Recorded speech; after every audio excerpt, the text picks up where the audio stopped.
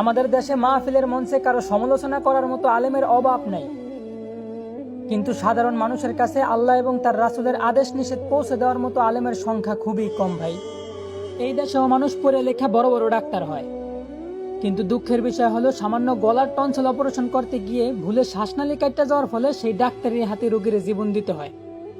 হ্যাঁ, এই দেশটা স্বাধীন হয়েছিল লক্ষাধিক নারী পুরুষের রক্তের বিনিময়ে, কিন্তু লজ্জার বিষয় হলো এই স্বাধীন দেশেও দেশের মা বোনরা আজ সুরক্ষিত নয়। সারা বিশ্বের কাছে আজ ওই দেশটা মুসলিম রাষ্ট্র হিসেবে পরিচিত ভাই, কিন্তু আফসোসের বিষয় হলো এই দেশে পরিপূর্ণ ইসলামী শাসন ব্যবস্থা নাই। তো বলি, দিন শেষে এই দেশ নিয়ে গর্বিত হন নাকি লজ্জিত, ওইটা আমি জানি না ভাই।